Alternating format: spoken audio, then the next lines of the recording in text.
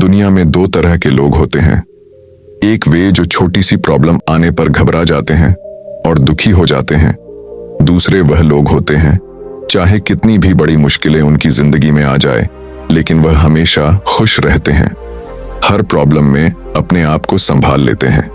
एक वे जो जिनके पास सब कुछ होते हुए भी लेकिन फिर भी वे हमेशा दुखी दिखते हैं, आपको हमेशा वे दुखी ही मिलेंगे।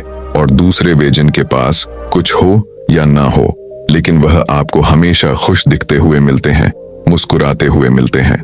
आज हम ऐसे ही एक मोटिवेशनल कहानी के बारे में बात करेंगे। ये कहानी ऐसी है कि आपके जीवन में हजारों मुश्किलें या बड़ी परेशानियां क्यों ना आ जाएं, लेकिन ये कहानी आपको हर मुश्किल में रहना और मुस्कुराना सिखा देगी। एक फकीर एक देश की यात्रा पर निकला। जब रास्ते में रात हो गई तो वो एक व्यक्ति के घर रुक गया। उस व्यक्ति का नाम मोहन था। मोहन ने उस फकीर की खूब सेवा की और दूसरे दिन मोहन ने फकीर को उपहार देकर विदा किया।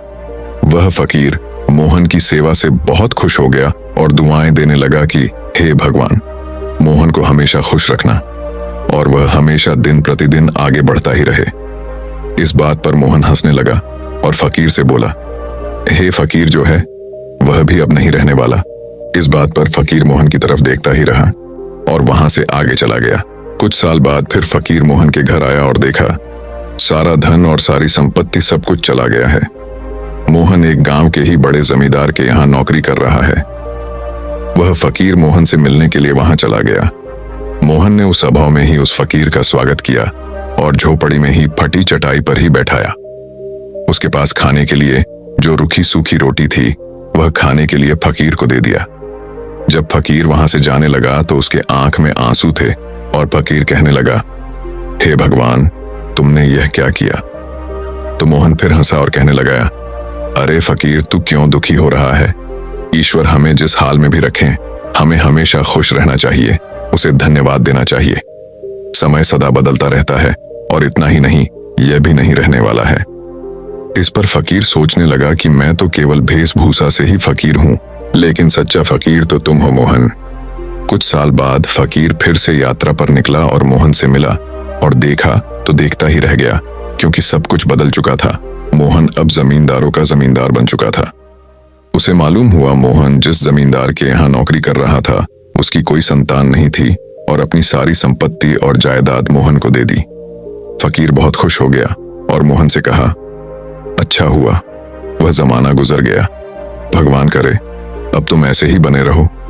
यह सुनकर मोहन फिर हंसने लगा और कहने लगा, फकीर, अभी भी तेरी नादानी बनी हुई है।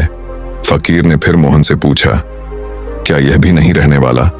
तो मोहन ने उत्तर दिया, हाँ, या तो यह चला जाएगा या फिर इसको अपना मानने वाला ही चला जाएगा। यहाँ पर कुछ भी रहने वाला है ही नहीं। अगर कोई चीज शाश्वत है तो वह है हमारी आत्मा, वह है हमारी मन की शांति, वह है हमारे मन का सुकून, और बाकी जो कुछ भी है वह हमेशा रह ही नहीं सकता। फकीर ने मोहन की बातों को बहुत ही ध्यान से सुना और वापस चला गया। कुछ सालों के बाद फिर फकीर जब उस गांव से गुजरा तो मोहन का महल तो है, लेकिन उसमें मोहन ही नहीं है। उसमें कबूतर गुट्टर गू कर रहे हैं। मोहन अब इस दुनिया में नहीं रहा, उसकी मृत्यु हो चुकी थी। फकीर मन ही मन सोचने लगा कि एक इंसान जिंदगी भर कितना दौड़ता रहता है और रोता रहता है, दुखी होता रहता है। जिन चीजों के लिए इंसान तड़पता रहता है, दुखी होता रहता है, वास्तव में वह चीज जो हमेशा रहने वाली है ही नहीं, वे सारी चीजें बदलने वाली हैं। यह कहानी यह शिक्षा देती है कि हमारे जिंदगी में जब भी कोई मुश्किल, तकलीफ या दुख आए तो हमें यह सोचना चाहिए कि जिंदगी में इससे पहले मुश्किलें या उलझने आई तो क्या वे हमेशा रुकी रहीं? जैसे सारी मुश्किलें आकर चली गई वैसे ही यह भी मुश्किल चली जाएगी। यह भी हमेशा रहने वाली नहीं है। तो आप हमेशा याद रखिए कि जिंदगी में कितना भी अधिक दुख क्यों ना हो, वह हमेशा रहने वाला नहीं है। ये दुख भी चले जाएंगे। एक बार अकबर ने बीरबल से कहा कि बीरबल, आज कुछ ऐसा लिखो कि जब मैं खुशी में पढ़ूं तो दुख और जब दुख में पढ़ूं तो खुशी हो। तो बीरबल ने लिखा, यह वक्त भी बीत जाएगा। ये एक ऐसा वाक्य है, जब इसे खुशी में पढ़ेंगे तो दुख होगा और दुख में पढ़ेंगे तो खुशी होगी। मुझे उम्मीद है कि आप सभी को आज की यह कहानी बहुत पसंद आई होगी। यदि पसंद आई हो तो कृपया आप इस कहानी को सबके साथ में शेयर जरूर करें।